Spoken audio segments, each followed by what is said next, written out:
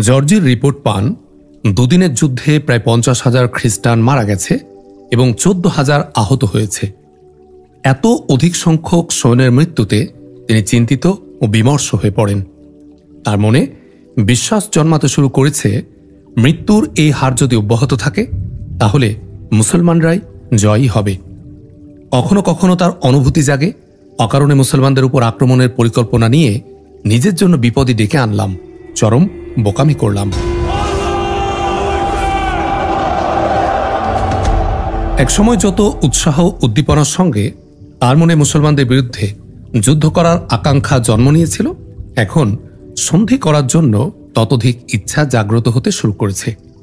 মনে আক্ষেপ জাগছে, যুদ্ধ শুরু হওয়ার আগে মুসলমানরা তো সন্ধির প্রস্তাব নিয়ে এসেছিল, তখন তাদের পাত্তা দিলাম না। সন্ধির দুটি শর্ত ছিল, মুসলমান হয়ে যাওয়া এবং জিজিয়া প্রদান করা। উভয় শর্তকে অগ্রহণযোগ্য মনে করেছিলাম, তবে এখনও এই দুটি শর্ত অগ্রহণযোগ্যই মনে হচ্ছে। তিনি ভাবছেন, মান মর্যাদা রক্ষা করে যদি তৃতীয় সহজ কোনো শর্তে সন্ধি করে ফেলা যেত, কিন্তু তিনি এটাও জানেন মুসলমান একবারই সন্ধির প্রস্তাব পেশ করে। যতই ক্ষতি স্বীকার করা আবশ্যক হোক, তারা একবারের পর দ্বিতীয়বার সন্ধির জন্য আসে না। তাই জর্জির এমনটি আশা করতে পারছেন না যে মুসলমানরা আবারও সন্ধির প্রস্তাব নিয়ে আসবে। নিজের পক্ষ থেকে উদ্যোগ শুরু করা সেও তো মানহানিকর। তাছাড়া এখন নিজের থেকে কিছু বলতে গেলে মুসলমানরা ভাববে আমি দমে গেছি, আর সে কারণে তারা সন্ধি করতে সম্মত হবে না। দ্বিতীয় দিনের যুদ্ধ শেষে তাঁবুতে ফিরে এসে জর্জির এই ভাবনা ও উৎকণ্ঠায় কেবল এপাশ ওপাশ করতে থাকে। তার চোখে ঘুম এলো না। থেকে থেকে মনে তার এই আক্ষেপই জেগে উঠছিল যে কেন আমি যুদ্ধের সূচনা করলাম, কেন জীবনে অশান্তি টেনে আনলাম। শেষ প্রহরে তার দু চোখের পাতা বুজে আসে। স্বপ্নে দেখেন তিনি সৈন্য সামন্ত সহ এক বিজন অঞ্চলে শিকারে যাচ্ছেন। কিছুদূর অগ্রসর হওয়ার পর এক পাল হরিণের দেখা পান। তিনি ও তার সৈন্যরা ভাষাহীন জীবগুলোর পিছনে ছুটতে শুরু করেন। রাত পোহায় সূর্য উদিত হয়েছে, রোদ উঠেছে, হরিণগুলো সম্মুখে সম্মুখে দৌড়াচ্ছে। তিনি এবং তার শিকারীর দল ওদের ধাওয়া করে ফিরছে। তার চোখ দুটো হরিণগুলোর উপর নিবদ্ধ। এক সময়ে তারা হরিণগুলোর কাছাকাছি পৌঁছে যায়। এখন তাদের ও হরিণগুলোর মাঝে কয়েক পায়ের দূরত্ব মাত্র। তিনি তরবারি দ্বারা হরিণগুলো শিকার করার উদ্যোগ গ্রহণ করেন। খাপ থেকে তরবারি বের করে হাতলটা শক্ত করে ধরেন। এ মুহূর্তে তিনি সকলের সামনে। কিন্তু যেই মাত্র তিনি হরিণগুলোর উপর আঘাত হানতে উদ্যত হন, হঠাৎ হরিণগুলো ব্যাঘ্রের রূপ ধারণ করে ফেলে এবং নিরীহ হরিণ থেকে রক্তখোর হিংস্র বাঘে পরিণত হয়ে যায়। সহসা সম্মুখে অনেকগুলো বাঘ দর্শনে জর্জির আত্মা শুকিয়ে যায়। তার সমস্ত শরীর ভয়ে কাঁটা দিয়ে ওঠে। তিনি লাফ মেরে পিছনে সরে আসেন এবং সাহায্যের জন্য সঙ্গীদের ডাকতে শুরু করেন, কিন্তু ভয়ার্ত চোখে সব দিক দৃষ্টিপাত করে কাউকে দেখতে পেলেন না। সকলেই উধাও। তার ভয় আরও শতগুণ বেড়ে যায়। নিজেকে বিপদগ্রস্ত ও অসহায় ভাবতে শুরু করেন, কিন্তু পরক্ষণেই দেখতে পান তার রূপসী কন্যা হেলেন এক স্থানে ঘোড়ার পিঠে বসে আছে। তার চোখে মুখে ভয়ের লেশ মাত্র নেই। সে মন খুলে হাসছে। মেয়েটি ভাবলেশহীন কণ্ঠে বলল, ভয় পেও না বাবা, ওরা তোমার কোনো ক্ষতি করতে পারবে না। জর্জিরের দেহের রক্ত শুকিয়ে গেছে। ভয়ে শরীরটা তার থরথর করে কাঁপছে। মোড় ঘুরিয়ে মেয়েকে সাবধান করার জন্য বলবেন, বাঘ আক্রমণ করেছে, আমাকে বাঁচাও। কিন্তু মোড় ঘুরিয়ে তাকিয়েই তিনি হতবাক। হেলেন উধাও। জর্জিরের ভয় আরো বেড়ে যায়। তিনি ঘোড়ার মোড় ঘুরিয়ে ফিরে ছুটতে শুরু করেন। ছুটন্ত অবস্থায় পিছন ফিরে তাকিয়ে দেখেন বাঘগুলো লাফিয়ে লাফিয়ে তাকে ধাওয়া করছে। তিনি ঘোড়ার গতি বাড়িয়ে দেন। ঘোড়া সর্বশক্তি ব্যয় করে ছুটতে থাকে। জর্জির উক্ত অঞ্চল থেকে বেরিয়ে আসেন। এবার তিনি এমন একটি ভূখণ্ডে প্রবেশ করেন যার রং গোলাপি। মাটি, ঘাস, গাছ, গাছের ডালপালা, পাতা সব কিছুর রং গোলাপি। জর্জির মাথা তুলে আকাশ পারে তাকিয়ে দেখেন নীল আকাশটার রঙও আজ গোলাপি। এমন ভূখণ্ড তিনি জীবনে আর কখনো দেখেননি। রোদটা পর্যন্ত গোলাপি। জর্জির যার পর ন্যায় বিস্মিত হয়ে পড়েন। তিনি এই অঞ্চলটা তাড়াতাড়ি ত্যাগ করতে দ্রুত ঘোড়া হাঁকান। তিনি অবাক চোখে পিছন ফিরে তাকিয়ে দেখেন হিংস্র বাঘগুলো একেবারে নিকটে এসে পড়েছে। তিনি ছুটে চলছেন। একসময় তিনি একটি নদীর তীরে এসে পৌঁছান। নদীতে রক্তের মতো লাল পানি প্রবাহিত হচ্ছে। তিনি ঘোড়াটাকে নদীতে নামাতে চেষ্টা করেন, কিন্তু ঘোড়া নামল না। তিনি চিৎকার দিয়ে উঠেন। এদিক ওদিক তাকিয়ে দেখেন তার কয়েকজন প্রজা এখানে ওখানে দাঁড়িয়ে ভয় কাতর চোখে তাকে দেখছে। রাত পোহায় এখন বেশ বেলা হয়ে গেছে। রোদের কিরণে জর্জিরের তাঁবুর ভিতরটা আলোকিত হয়ে উঠেছে। তার ঘুম ভেঙে গেছে। এখনো তার মন মস্তিষ্কে ভয়ানক স্বপ্নের গভীর প্রভাব রয়ে গেছে।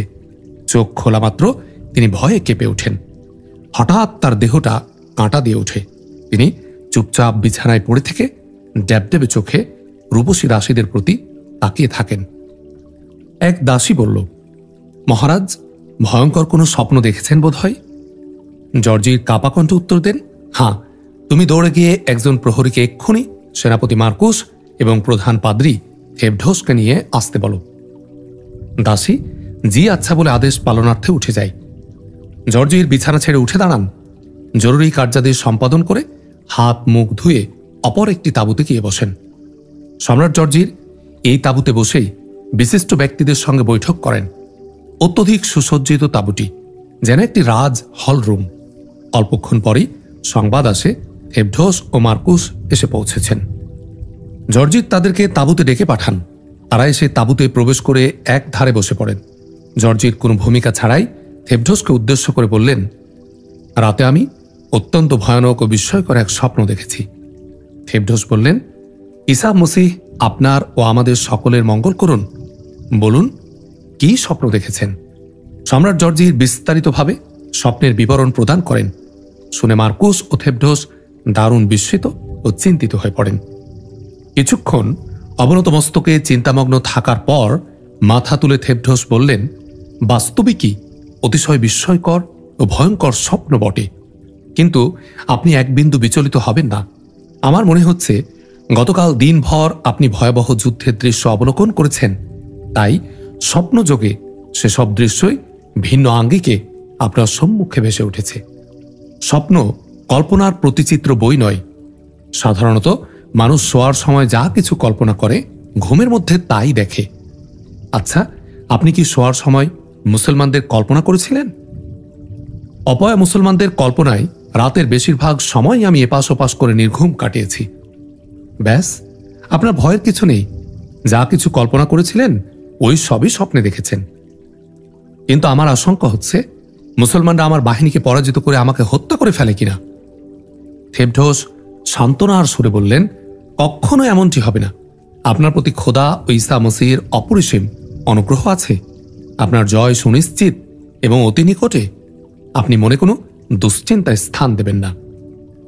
কিন্তু দুদিনের যুদ্ধের পর আমি বলতে বাধ্য হচ্ছি, জয় মুসলমানদেরই হবে। থেবঢোস আবেগপ্রবণ হয়ে ওঠেন। বললেন, এমনটি কোনো দিনও হবে না মহারাজ, জয় খ্রিস্টানদেরই হবে। ঈসা মসিহ স্বয়ং এসে খ্রিস্টানদের সাহায্য করবেন। কিন্তু তিনি এতদিনও আসলেন না কেন? এখনো তিনি খ্রিস্টানদের পরীক্ষা নিচ্ছেন। হজরত, আমরা খ্রিস্টান, খোদা ও তার পুত্রকে মান্য করি। আমাদের পরীক্ষা নেওয়া হচ্ছে কেন? এটা খোদার রহস্য, খোদার লীলা।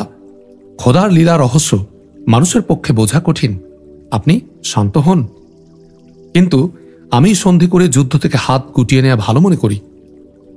থেবঢোস যখন দেখলেন সম্রাট যুদ্ধ থেকে সরে আসতে যাচ্ছেন, তখন কৌশলে কাজ নিতে মনস্থ করেন। বললেন, কিন্তু সন্ধি কিভাবে সম্ভব? সেই পরামর্শের জন্যই আমি আপনাদের তলব করেছি। মুসলমানরা সন্ধির দুটি শর্ত আরোপ করেছিল, কিন্তু সেই শর্ত দুটো খুবই কঠিন ছিল। একজন আত্মমর্যাদা সম্পন্ন খ্রিস্টান, বিশেষ করে আপনার নেই একজন প্রতাপান্বিত মহান রাজা, এমন শর্ত গ্রহণ করতে পারে না। থেবঢোস তড়িঘড়ি করে একথা এজন্য বলে ফেললেন যে তার মনে ভয় ঢুকে গেছে সম্রাট উক্ত শর্তগুলোর কোনো একটি মেনে নেয়ার সিদ্ধান্ত নিয়ে বসেন কিনা। জর্জির বললেন, আপনি সত্য বলেছেন, এই দুটো শর্তই অগ্রহণযোগ্য, কিন্তু ভেবে দেখুন তো এমন কোনো কৌশল খুঁজে বের করা যায় কিনা যার ফলে মুসলমানরা সন্ধি করতে বাধ্য হবে। আফ্রিকার সম্রাট মুসলমানদের পতন ঘটানোর প্রতিজ্ঞা নিয়েছিলেন। মিশর সিরিয়া জয় করে তার আরবের উপরও সেনাভিযান পরিচালনা করার পরিকল্পনা ছিল, কিন্তু এখন মুসলমানদের দুদিনের যুদ্ধ দেখার পরই সন্ধি করতে প্রস্তুত হয়ে গেছেন। অথচ তিনি জানেন মুসলমানরা এখনও তার বাহিনীর মাত্র 1/3 মার্কুস বললেন, মুসলমানদের যুদ্ধের দৃশ্য মহারাজ অপেক্ষা আমি বেশি দেখেছি। আমার মনে হচ্ছে আবৎ বিশ্ব মুসলমান অপেক্ষা যুদ্ধে বেশি আগ্রহী, নির্ভীক ও সাহসী আর কোনো জাতি নেই। যুদ্ধ অব্যাহত থাকলে আমাদের সব কজন সৈন্যের প্রাণ হারাবার আশঙ্কা আছে। মাত্র 2 দিনের যুদ্ধে মুসলমানরা 50,000 খ্রিস্টানকে হত্যা, 14-15 হাজারকে আহত করেছে। তাই আমার মতে সন্ধি করে নেয় মঙ্গলজনক হবে। মুসলমানরা যে দুটি শর্ত আরোপ করেছে সেগুলো গ্রহণ করার মতো নয়। তবে আমরা একটি কাজ করতে পারি। মুসলমানদের সেনাপতিকে কোনো একটি প্রলোভনের ফাঁদে ফেলে সন্ধি করিয়ে নেওয়া যেতে পারে। জর্জির বললেন, এই দুমূর্খ মুসলমানরা কারো কোনো প্রলোভনের জালে আটকায় না। জীবনের নিরাপত্তা পেলে আমি আরেকটি কথা বলতে চাই। নির্ভাবনায় বলো, রাজকুমারীর রূপের খ্যাতি মুসলমানদের কানেও পৌঁছেছে। মহারাজ যদি মুসলমানদের সেনাপতিকে রাজকুমারের বিয়ের প্রলোভন দেখান, তাহলে নিশ্চয় তিনি সন্ধি করে ফেলবেন, আর এভাবে আমাদের দেশটা ধ্বংসের হাত থেকে রক্ষা পাবে। ভেবে দেখা যায়, সহসা থেবডোসের মনে ভয় ঢুকে যায়, পাছে মুসলমানরা প্রস্তাবটা মেনে নিয়ে ফেলে কিনা। তিনি চাচ্ছেন না কোনো মুসলমানের সঙ্গে রাজকুমারের বিয়ে হোক। তাই বললেন, এ তো বিরাট অপমানজনক ব্যাপার। একজন সম্রাটের পক্ষে এটা মোটেও মানানসই নয়। জর্জির বললেন, হ্যাঁ, আমিও বিষয়টি অমর্যাদাকর মনে করছি। থেবডোস বললেন, আমি জানতে পেরেছি রাজকুমারীকে পাওয়ার আশায় খ্রিস্টানরা অত্যন্ত উৎসাহ ও বীরত্বের সঙ্গে যুদ্ধ করছিল। আজ আপনি এও ঘোষণা করে দিন, আগামীকাল রাজকুমারী নিজে যুদ্ধে অবতীর্ণ হবে। দেখবেন খ্রিস্টানরা তখন কিরূপ প্রাণপাত লড়াই করে এবং কিভাবে মুসলমানদের পরাস্ত করে ফেলে। হযরত মসিহ না করুন, কালো যদি যুদ্ধের কোনো ফলাফল না দাঁড়ায়, তাহলে অন্য কোনো পন্থা খুঁজে বের করতে হবে। আপনার নিকট এখনও পর্যাপ্ত সৈন্য আছে। জর্জির বললেন, ঠিক আছে, আগামীকালের যুদ্ধে এ কৌশলটা প্রয়োগ করে দেখা হোক। বৈঠক সমাপ্ত হয়ে যায়। সম্রাট জর্জির ঘোষণা করেন, আগামীকাল তিনি নিজে এবং তার রূপসী বীরকন্যা হেলেনও যুদ্ধে অবতীর্ণ হবেন, আর যে খ্রিস্টান যতজন মুসলমানকে হত্যা করবে তাকে তত 1000 দিনার পুরস্কার দেয়া হবে, আর যে ব্যক্তি মুসলমানদের সেনাপতিকে হত্যা করবে তার সঙ্গে রাজকুমারী হেলেনকে বিয়ে দেয়া হবে। ঘোষণা শোনা মাত্র খ্রিস্টানরা নতুন উদ্যমে যুদ্ধের প্রস্তুতি শুরু করে। পরদিন রাত পোহাবা মাত্র খ্রিস্টান বাহিনীতে যুদ্ধের ডঙ্কা বেজে ওঠে। খ্রিস্টান সৈন্যদের মাঝে চাঞ্চল্য শুরু হয়ে যায়। অশ্বারোহী ইউনিটগুলো রণাঙ্গনে এসে এসে সারিবদ্ধ হতে শুরু করে। প্রতিজন খ্রিস্টান সৈনিক জেনে গেছে আজ রূপসী রাজকুমারী ও তাদের সম্রাট স্বয়ং যুদ্ধ করবেন। যে খ্রিস্টান যত মুসলমানকে হত্যা করবে তাকে তত 1000 দিনার পুরস্কার দেয়া হবে। তাছাড়া যে মুসলিম সেনাপতিকে হত্যা করবে তার জন্য রাজকুমারীকে পাওয়ার প্রতিশ্রুতি তো আছেই। তাই আজ গত যুদ্ধের তুলনায় খ্রিস্টানদের উৎসাহ অনেক বেশি। প্রতিজন সৈনিক আজ যেন সকলের চেয়ে বড় বীর যোদ্ধা।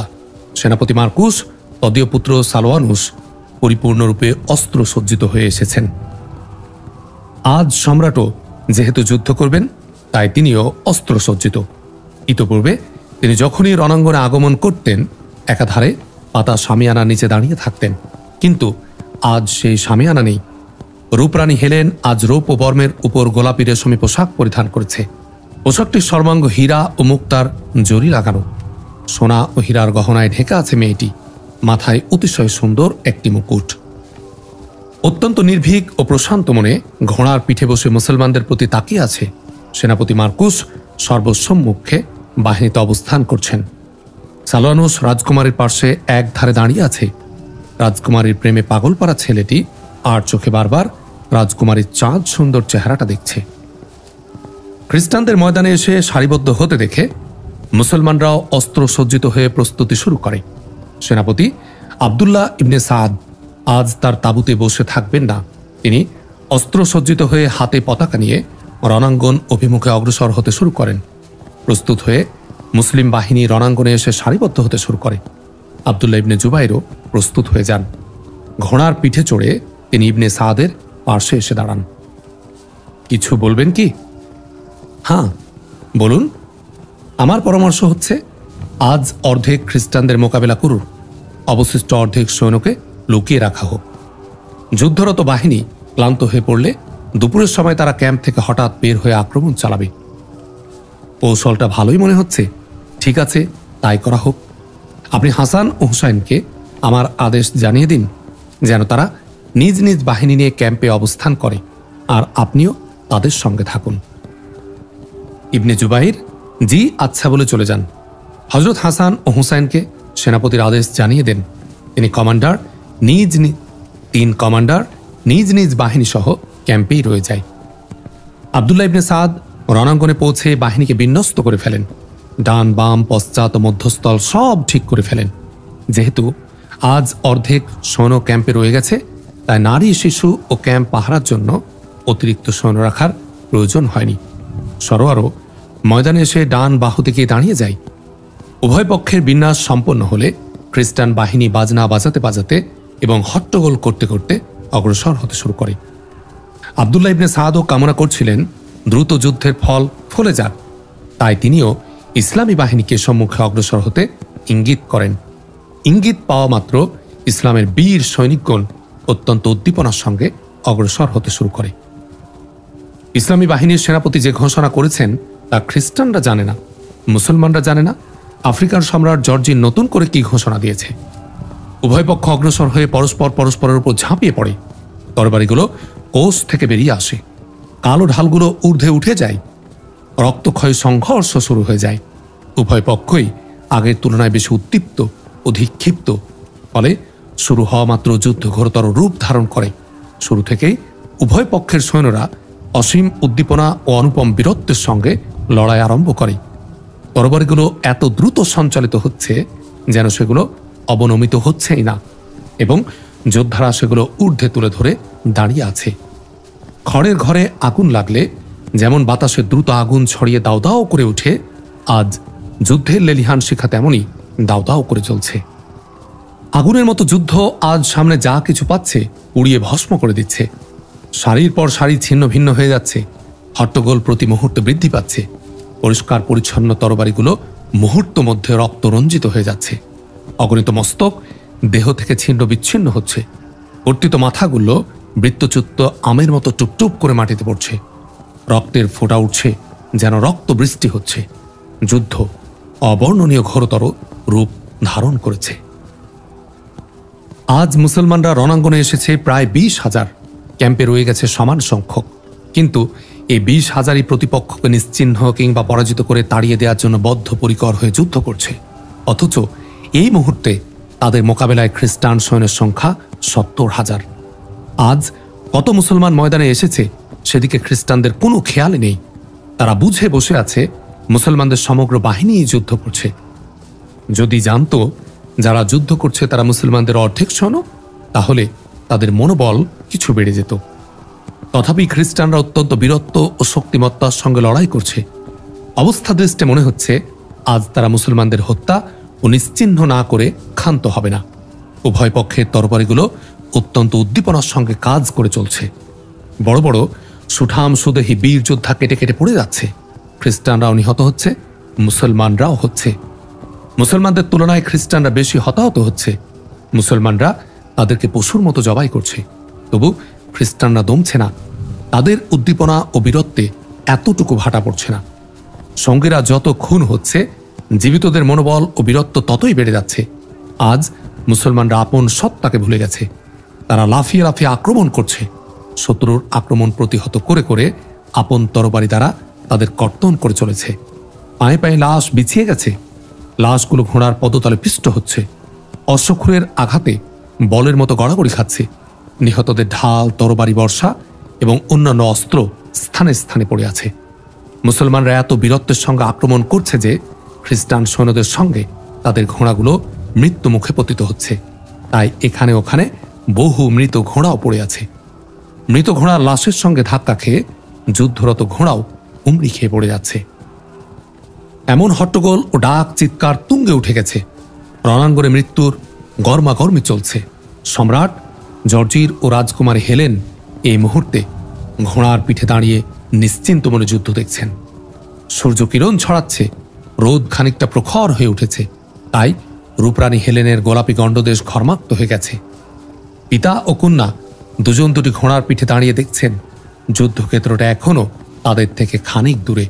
তবে প্রতি মুহূর্তে এই আশঙ্কা তাড়া করে ফিরছে, এই বুঝি যুদ্ধের লেলিহান আগুন এসে তাদেরকেও গ্রাস করে ফেলবে। এমন সময়ে এক অশ্বারোহী ছুটে এসে জর্জিরের পাশে দাঁড়িয়ে ঘোড়ার পিঠে বসে মাথাটা অবনত করে আদাবের সঙ্গে সালাম করে ফিসফিস করে তার কানে কি যেন বলল। হেলেন আগন্তুক অশ্বারোহী এবং জর্জির উভয়ের দিকে তাকিয়ে আছে।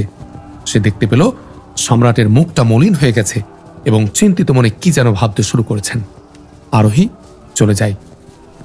রাজকুমারী জিজ্ঞেস করে, আব্বাজান, লোকটা কোনো খারাপ সংবাদ শুনিয়ে গেল নাকি? জর্জির খানিক নড়ে চড়ে আত্মসংবরণ করে বললেন, লোকটা আমাদের গুপ্তচর, মুসলমানদের সংবাদ জানাতে গিয়েছিল। হেলেন অপলক চোখে পিতার মুখ পানে তাকিয়ে আছে, চেহারায় উৎকণ্ঠার ছাপ। বলল, কি সংবাদ নিয়ে এসেছে? মুসলমানদের সেনাপতি তার বাহিনীর মাঝে ঘোষণা করেছে, যে ব্যক্তি আফ্রিকার সম্রাট অর্থাৎ আমার মাথা কেটে নেবে তাকে আমার কন্যা হেলেন অর্থাৎ তোমাকে দাসী রূপে দান করবে আর 1,00,000 দিনার পুরস্কার দেবে। শুনে হেলেনের চেহারাটা লাল হয়ে যায়, হৃদয়টা উদ্দীপ্ত উত্তেজিত হয়ে ওঠে। দাঁত কড়মড় করে ক্ষুব্ধ কণ্ঠে বলে ওঠে, এত বড় সাহস! গোস্তাখ! মুসলিম সেনাপতিকে উত্তর দেবে আমার এই তরবারি। বলে হেলেন তার ক্ষুদ্র ধারালো তরবারিটা কোষ থেকে বের করে হাতে নিয়ে ঊর্ধ্বে তুলে ধরে বলল, যে যে মুসলমানের মাথায় আমার পিতার হত্যা করার খুন চাপবে তাকে জবাব দেবে আমার এই তরবারি। কার বুকের পাটা কতখানি চওড়া আমি দেখে নেব। জোশ ও গোসাই রূপসী রাজকুমারীর হৃদয় কাড়া আঁখি যুগল চিকচিক করে ওঠে। সম্রাট জর্জির কন্যার উজ্জ্বল মুখ পানে তাকিয়ে বললেন, আমার আদরের দুলালি, তোমার আবেগ ও সাহস প্রশংসার দাবিদার। আমি ভালোভাবেই জানি তুমি একজন খ্রিস্টান নেতার কন্যা। তুমি মৃত্যুকে বরণ করে নেবে, তবু দাসত্বের লাঞ্ছনা মেনে নেবে না। কিন্তু আমার আসল ভয়টা হচ্ছে, কথাটা জানাজানি হয়ে গেলে স্বজাতির মধ্যে কোনো গাদ্দার দাঁড়িয়ে যায় কিনা, আমাকে নিজ জাতির কোনো বিশ্বাসঘাতকের হাতে জীবন হারাতে হয় কিনা। আপনি নিশ্চিন্ত থাকুন, আমি বেঁচে থাকতে এমনটি হতে দেব না। তাছাড়া খ্রিস্টানরা কখনো এমন হীন কাজ করবে না। তুমি জানো না, মানুষ লোভে অন্ধ হয়ে বহু কিছু করতে পারে। এমন সময়ে হঠাৎ যুদ্ধক্ষেত্রে হট্টগোল বেড়ে যায়। পিতা কন্যা কথা বন্ধ করে সেদিকে তাকায়, দেখে মুসলমানরা পা পা করে পিছনে সরে যাচ্ছে আর খ্রিস্টানরা হট্টগোল করতে করতে সম্মুখে অগ্রসর হচ্ছে। এই দৃশ্য দেখে জর্জির ও হেলেনের চেহারা আনন্দে উজ্জ্বল হয়ে ওঠে। জর্জি বললেন, ঈসা আমাদের উপকার কৃপা শুরু করেছেন। মুসলমানরা ভয়ে পিছপা হয়ে যাচ্ছে, আমাদের জয় সুনিশ্চিত। আব্বাজান সত্য বলেছেন, ঝাঁপিয়ে পড়ে মুসলমানদের নিশ্চিহ্ন করে ফেলার এখনই উপযুক্ত সময়। চলুন আমরাও আক্রমণ করি। আমরা আক্রমণে অংশ নিলে খ্রিস্টানদের সাহস বেড়ে যাবে, তারা অতি অল্প সময়ে মুসলমানদের পিষে ফেলবে। ঠিক আছে, চলো। বলেই জর্জির তার বাহিনীকে অগ্রসর হতে ইঙ্গিত করেন। সঙ্গে সঙ্গে শাহী প্লাটুন প্রবল উদ্দীপনার সঙ্গে অগ্রসর হতে শুরু করে। সম্রাট জর্জির ও রাজকুমারী হেলেন সহাস্য মুখে এগোতে শুরু করেন। আপন সম্রাট ও রাজকুমারীকে যুদ্ধক্ষেত্র অভিমুখে অগ্রসর হতে দেখে খ্রিস্টানদের মনোবল বেড়ে যায়। অনেকে গলা ফাটা চিৎকার দিয়ে স্লোগান তোলে, সম্রাট জর্জিরের জয় হোক। ধ্বনি শুনে যুদ্ধরত খ্রিস্টানরা মোড় ঘুরিয়ে তাকায়। জর্জিরকে এগিয়ে আসতে দেখে তারা দ্বিগুণ উজ্জীবিত হয়ে ওঠে এবং পূর্বাপেক্ষা অধিক বীরত্বের সঙ্গে আক্রমণ চালায়। মুসলমানরা এখনও পা পা করে পিছু হটছে। অবস্থা দৃষ্টে মনে হচ্ছে তারা পরাজিত হয়ে পলায়ন করছে। সূর্যটা মাথার উপর উঠে এসেছে, রোদের প্রখরতা আরও বেড়ে গেছে, ঝিরঝির বাতাস বইছে।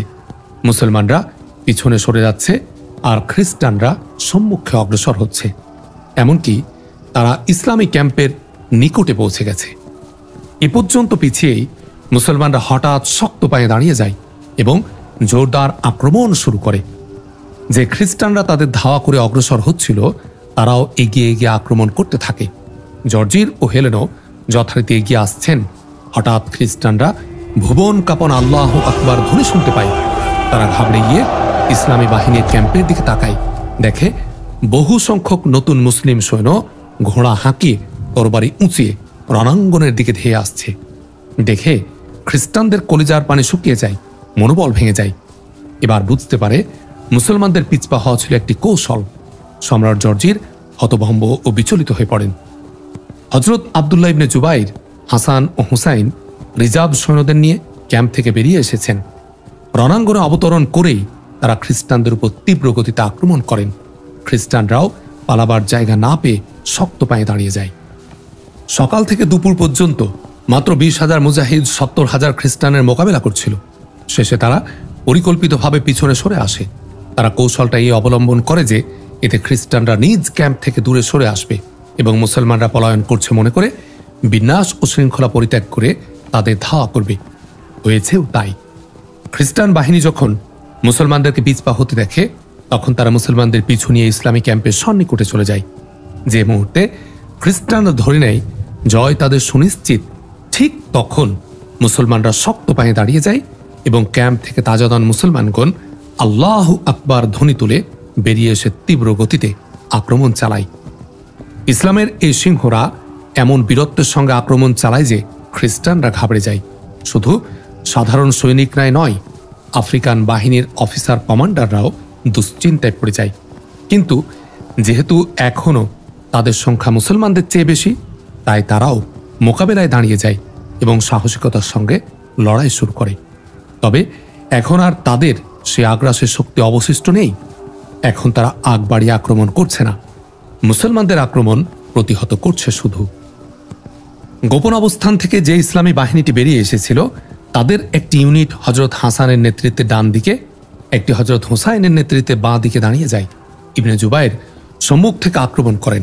মোট কথা, এই তরতাজা বাহিনীটি এদিক ওদিক দাঁড়িয়ে গিয়ে খ্রিস্টানদের এমনভাবে ঘিরে ফেলে যাতে তারা ইচ্ছা করলেও পালাতে না পারে। এখন অত্যন্ত ঘোরতর যুদ্ধ চলছে। মুসলমানরা অতিশয় উদ্দীপনার সঙ্গে ছুটে ছুটে আক্রমণ করছে। তাদের তরবারি প্রাণ সংহারী বজ্রের ন্যায় শত্রুর উপর নিপতিত হচ্ছে এবং তাদের দেহ সত্তাকে জ্বালিয়ে ভস্ম করে দিচ্ছে।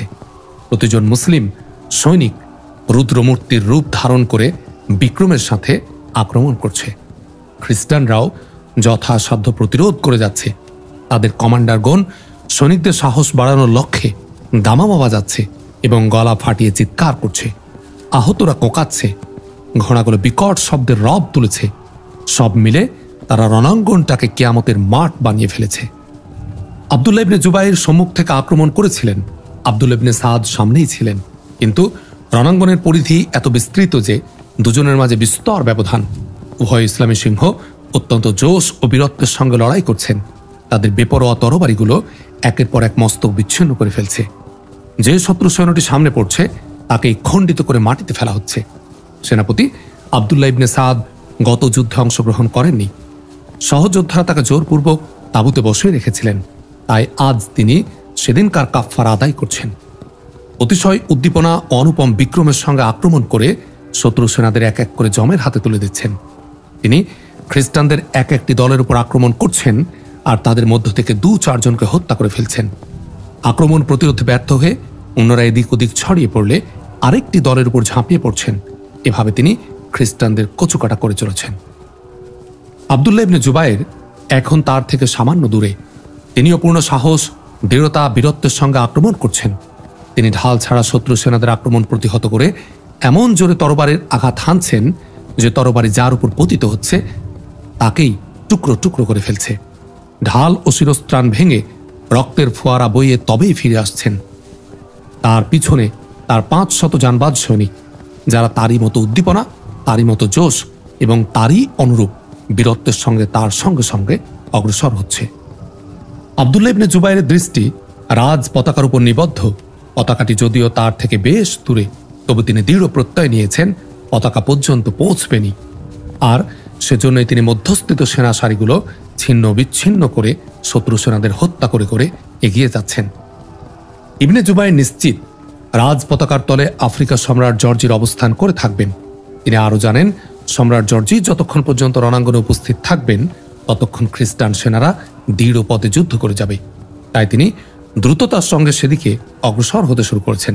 তবে খ্রিস্টানরাও মোমের পুতুল নয়, তারাও বীর ও বীরের সন্তান। তারাও বীরত্বের সঙ্গে লড়াই করে যাচ্ছে, পায়ে পায়ে প্রতিবন্ধকতা সৃষ্টি করছে। রণাঙ্গনে হই হুল্লোড় হট্টগোল এখন তুঙ্গে। অত্যন্ত রক্তক্ষয়ী লড়াই চলছে। খ্রিস্টানরা মুসলমানদের মাঝে এবং মুসলমানরা খ্রিস্টানদের মাঝে ঢুকে পড়েছে। উভয় পক্ষেরই বেশিরভাগ সারি তছনছ হয়ে গেছে। যুদ্ধ চলছে এখন এলোপাথাড়ি। তরবারি তার কর্তন কর্ম অব্যাহত রেখেছে। মানব মুন্ড কর্তৃত হয়ে হয়ে পড়ছে।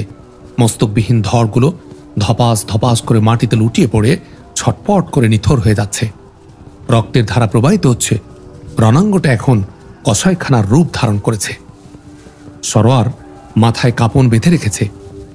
নিজ বাহিনীর সঙ্গে সেও বেজায় ব্যস্ত। তার অবস্থান বাম বাহুতে লড়ছে প্রাণপণ। আক্রমণ চালাচ্ছে অত্যন্ত উদ্দীপনা ও বীরত্বের সঙ্গে। সামনে যে শত্রু সেনাকে পাচ্ছে তাকেই হত্যা করে ফেলছে। এতক্ষণে অগণিত খ্রিস্টানকে সে মৃত্যুর কোলে তুলে দিয়েছে। এখনো তার বাহুর শক্তি এতটুকু কমেনি। এখনো তার জিহাদের স্পৃহা সামান্য হ্রাস পায়নি, বরং তার শক্তি, সাহস ও স্পৃহা যেন উত্তরোত্তর বেড়ে চলছে।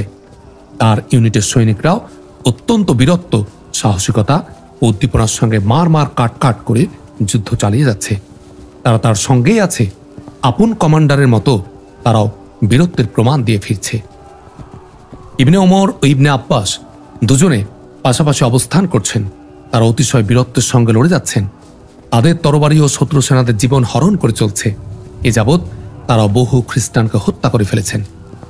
একদিক থেকে হজরত হাসান এবং অপর দিক থেকে হজরত হুসাইন রাদিয়াল্লাহু আনহুমা আক্রমণ করছিলেন। আল্লাহর সিংহ হজরত আলী রাদিয়াল্লাহু আনহুর এই পুত্রদ্বয় এমন বীরত্বের সঙ্গে লড়াই করছেন যে তাদের ধারালো তরবারি সামনে যাকে পাচ্ছে তাকেই হত্যা করে ফেলছে। তারা এবং তাদের ইউনিটের সৈন্যরা ইতোমধ্যে বহু সংখ্যক সৈন্যকে হত্যা করেছেন। তারা ডান ও বাম দিক থেকে খ্রিস্টানদের কোণঠাসা করতে করতে এগিয়ে চলছেন। সূর্য পশ্চিমাকাশে ঢলে পড়েছে। যুদ্ধ এখন পূর্ণ যৌবনে উপনীত হয়েছে। উভয় পক্ষই প্রাণপাত লড়াই করছে। খ্রিস্টানদের প্রত্যয় তারা মুসলমানদের নিশ্চিহ্ন করে ফেলবে, আর মুসলমানদের দৃঢ় প্রতিজ্ঞা তারা খ্রিস্টানদের নিপাত না করে ক্ষান্ত হবে না। ইতোমধ্যে বিপুল সংখ্যক খ্রিস্টান সেনা মৃত্যুমুখে পতিত হয়েছে। তবু এখনও তারা মুসলমানদের অপেক্ষা অনেক বেশি, আর সেই সংখ্যাধিক্যের উপর ভিত্তি করেই তারা এখনো বীরত্বের সঙ্গে যুদ্ধ করছে। যদিও তাদের প্রতিটি সারি ছিন্ন ভিন্ন হয়ে গেছে, তবু তারা বিক্ষিপ্ত হয়েও এলোপাথাড়ি যুদ্ধ অব্যাহত রেখেছে। তাদের তরবারিও কর্তন করছে। কিছু কিছু মুসলমানও শহীদ হচ্ছে, কিন্তু ইসলামের বীর শার্দুলরা শত্রুর আধিক্য নিজের স্বল্পতার পরোয়া না করে মহান আল্লাহর উপর ভরসা করে যার পর ন্যায় বীরত্বের সঙ্গে লড়ে যাচ্ছে। তারা যত শীঘ্র সম্ভব খ্রিস্টানদের নিপাত ঘটানোর লক্ষ্যে অতিশয় উদ্দীপনা বীরত্বের সঙ্গে আক্রমণ চালাচ্ছে। খ্রিস্টান বাহিনীতে এখন সানায়ের বাজনা বন্ধ হয়ে গেছে, কারণ এখন সকল খ্রিস্টান যুদ্ধে লিপ্ত। বাজনা বাজানোর ফুরসত কারণ নেই, কিন্তু হট্টগোল এখন আগের চেয়েও বেশি বেড়ে গেছে। প্রতিজন খ্রিস্টান পূর্ণ শক্তিতে চিৎকার করছে, আহতরা কাতরাচ্ছে, মুমূর্ষরা আত্মচিৎকার করে করে জীবনের শেষ মুহূর্তটি অতিক্রম করছে। কিন্তু যারা যুদ্ধ করছে এসবের প্রতি তাদের কোনো ভ্রুক্ষেপ নেই। তারা লড়ছে আর মরছে। তরবারিগুলো এতই দক্ষতা ও পরাকাষ্ঠা প্রদর্শন করছে যে কারুরই জীবন নিরাপদ মনে হচ্ছে না। নানাভাবে নিরাপত্তা বিধান করা সত্ত্বেও কোনো না কোনো দিক থেকে কারো না কারো তরবারি এসে মাথাটা কেটে ফেলছে। আবদুল্লাহ ইবনে জুবায়ের রাজ পতাকার দিকে এগিয়ে যাচ্ছেন। বহু সারি ছিন্ন ভিন্ন করে পথ পরিষ্কার করে করে তিনি রাজ সেনা ইউনিটের কাছাকাছি পৌঁছে গেছেন। সৌভাগ্যবশত সর্বপ্রথম মার্কুস তার সামনে পড়ে যান। তিনি অত্যন্ত বীরত্বের সঙ্গে তার উপর আক্রমণ করেন। মার্কুস সাধারণ সৈনিক নন, বাহিনীর সেনাপতি, অতিশয় বীর যোদ্ধা ও নিপুণ রণকৌশলী। তিনি বেশ দক্ষতার সঙ্গে আক্রমণ প্রতিহত করে নিজে পাল্টা আক্রমণ চালান। দুই সুবিজ্ঞ সেনানীর লড়াই চলছে, উপভোগ করার মতো দৃশ্য। তাদের চারপাশের খ্রিস্টান মুসলিম সৈনিকরা যুদ্ধ বন্ধ করে তাদের যুদ্ধ দেখতে শুরু করে। দুজনে দীর্ঘ সময় আপন আপন নৈপুণ্য যোগ্যতা প্রদর্শন করতে থাকেন। এখনও তারা লড়াই করছেন। সরোয়ারের বাহিনীর এক সৈনিক বলল, কমান্ডার, দাঁড়িয়ে থাকছি কেন? শত্রুটাকে বধ করে ফেলি না কেন? শোনা মাত্র সরোয়ারের মনে উত্তেজনা জেগে ওঠে। সে অত্যন্ত বীরত্ব উদ্দীপনার সঙ্গে মার্কুসের উপর আঘাত হানে। মার্কুস পাল্টা আঘাত করেন, কিন্তু সরোয়ারের তরবারি মার্কুসের তরবারি কেটে তার মাথায় গিয়ে আঘাত হানে। মার্কুসের ভাঙা তরবারি তার কর্তৃত মাথা ছিটকে একসঙ্গে মাটিতে নিক্ষিপ্ত হয়। দৃশ্যটা দেখে মুসলমানরা উৎফুল্ল হয়ে ওঠে। তারা আনন্দে উদ্বেলিত হয়ে আল্লাহু আকবার ধ্বনি তুলে খ্রিস্টানদের উপর ঝাঁপিয়ে পড়ে। সরোয়ারও আক্রমণে তাদের সঙ্গে যোগ দেয়। ওদিকে ইবনে জুবাইর রাজ সেনাদের হত্যা করে করে জর্জিরের দিকে এগিয়ে যেতে থাকেন। সম্রাট জর্জির ও রাজকুমারী হেলেন দাঁড়িয়ে দাঁড়িয়ে যুদ্ধের ডামাডোল দেখছেন। মুসলমানরা যতই তাদের নিকটে যাচ্ছে ততই তাদের চেহারার রং ফ্যাকাশে হয়ে যাচ্ছে। রাজকুমারী হেলেনের নিকট তার বান্ধবী লুসিয়াও দাঁড়িয়ে আছে। তার অবস্থা অবর্ণনীয়, যেন গায়ে এক ফোঁটা রক্ত নেই, সব পানি হয়ে গেছে। মেয়েটি থরথর করে কাঁপছে। ইবনে জুবাইর রাজসেনাদের পরাস্ত করে জর্জিরের সম্মুখে পৌঁছে যান এবং দূর থেকে হুঙ্কার ছাড়েন, ওহে আফ্রিকার দাম্ভিক শাসক, সাহস থাকে তো বীরের ন্যায় মোকাবিলা করো। জর্জির বীর সৈনিকই বটে। তিনি তরবারি উত্তোলন করে ঝট করে ইবনে জুবাইরের উপর আক্রমণ করেন। ইবনে জুবাইর ঢাল দ্বারা আক্রমণ প্রতিহত করে পূর্ণ শক্তিতে নিজেও আঘাত হানেন। ইবনে জুবাইরের রক্তমাখা তরবারি দেখে জর্জির কেঁপে ওঠেন। ভয় তার মনটা ছোট হয়ে যায়, হাতের শক্তি হারিয়ে যায়। ইবনে জুবাইরের আক্রমণ প্রতিহত করার জন্য ঢালটা উত্তোলন করতে ব্যর্থ হন। ইবনে জুবাইরের তরবারি তার কাঁধে আঘাত হানে। সোনার উপর কারুকার্য খচিত বর্ম ছেদ করে তরবারিটি ঢুকে যায় অনেকখানি। কাঁধটা কেটে বিচ্ছিন্ন হয়ে যায় দেহ থেকে। তরবারি সরিয়ে এনে আবারও আঘাত হানেন ইবনে জুবাইর। আহ বলে একটা চিৎকার দেওয়ার সুযোগ মিলল না জর্জিরের। মাথাটা কেটে পড়ে গেল মাটিতে। ধরটা ঘোড়ার পিঠ থেকে নিচে গড়িয়ে পড়ে তড়পাতে লাগলো। দাম্ভিক ও অহংকারী সম্রাটের স্পেশাল বাহিনীর সৈন্যরা হা করে তাকিয়ে আছে শুধু। একজন সৈনিকও তার সাহায্যার্থে এগিয়ে আসবার সাহস পেল না। এই হৃদয় বিদারক দৃশ্য দেখে রাজকুমারী হেলেন কেঁপে ওঠে। তার বুকে পিতৃস্নেহ উথলে ওঠে। শোকে দুঃখে বেদনায় তার কলজেটা ছেড়ে যায়। রাগে ক্ষোভে ফেটে পড়ে। দুচোখ থেকে যেন আগুনের হলকা ঠিকরে পড়ছে। খানিক দাঁড়িয়ে থেকে হেলেন হঠাৎ করে তরবারিটি উঁচিয়ে ধরে। ঘোড়াটা খানিক এগিয়ে নিয়ে ইবনে জুবাইরের নিকটে পৌঁছে পূর্ণ শক্তিতে আঘাত হানতে উদ্যত হয়। ইবনে জুবাইরের চোখ ছিল অন্যদিকে। হঠাৎ কি যেন ভেবে এদিকে মোড় ঘোরান। অমনি কাউকে তার উপর আক্রমণোদ্যত দেখতে পান। আক্রমণকারী রাজবাহিনীর কোনো সৈনিক হবে ভেবে তিনি ঢালটা সামনে মেলে ধরে তরবারি উত্তোলন করেন। কিন্তু যখন দেখতে পান আক্রমণকারী কোনো পুরুষ সৈনিক নয়, নিহত জর্জিরের কন্যা হেলেন, সঙ্গে সঙ্গে তিনি তরবারিটা নামিয়ে ফেলে বললেন, আব্দুল্লাহ ইবনে জুবাইরের তরবারি কোনো নারীর উপর উত্তোলিত হতে পারে না। রাজকুমারের দৃষ্টি ইবনে জুবাইরের মুখের উপর নিবদ্ধ। ইবনে জুবাইরের আচরণ বক্তব্যে তার ক্রোধ ঠান্ডা হয়ে যায়। সেও তার উত্তোলিত তরবারিটা নামিয়ে ফেলে। কয়েক মুহূর্ত ইবনে জুবাইরের মুখ পানের দিকে তাকিয়ে বেদনার্ত কণ্ঠে বলল, নির্দয় জল্লাদ, এ তুমি কি করলে? আমার মাথার উপর থেকে আমার স্নেহশীল পিতার ছায়াটা কেন সরিয়ে দিলে? ইবনে জুবাইর এ প্রশ্নের কি উত্তর দেবেন? তিনি মাথাটা নত করে নীরব হয়ে গেলেন। রাজকুমারী হেলেনের আঁখি যুগল থেকে অশ্রুর ধারা বইতে শুরু করে। ইবনে জুবাইর মাথা তুলে পুনরায় রাজকুমারী হেলেনের প্রতি তাকান। হেলেন কাঁদছে। দুচোখ বেয়ে দরদর করে অশ্রু ঝরছে। মেয়েটি নিষ্পলক চোখে অনাথ অসহায়ের মতো তার প্রতি তাকিয়ে আছে। হেলেনের কান্না দেখে ইবনে জুবাইরের হৃদয় গলে যায়। কিন্তু মেয়েটিকে তিনি কি বলে সান্ত্বনা দেবেন? তাই কোনো কথা না বলে চুপচাপ মোড় ঘুরিয়ে স্থান ত্যাগ করে আবার যুদ্ধে লিপ্ত হয়ে পড়েন। আফ্রিকার সম্রাট জর্জির নিহত হয়েছেন। মারা গেছেন তার সেনাপতি মার্কুসও। মুহূর্ত মধ্যে সংবাদটা খ্রিস্টান সৈন্যদের মাঝে দাবানলের মতো ছড়িয়ে পড়ে। সংবাদ শোনা মাত্র খ্রিস্টানদের মনোবল উবে যায়। তারা যুদ্ধ করার সাহস হারিয়ে পালাবার পথ খুঁজতে শুরু করে।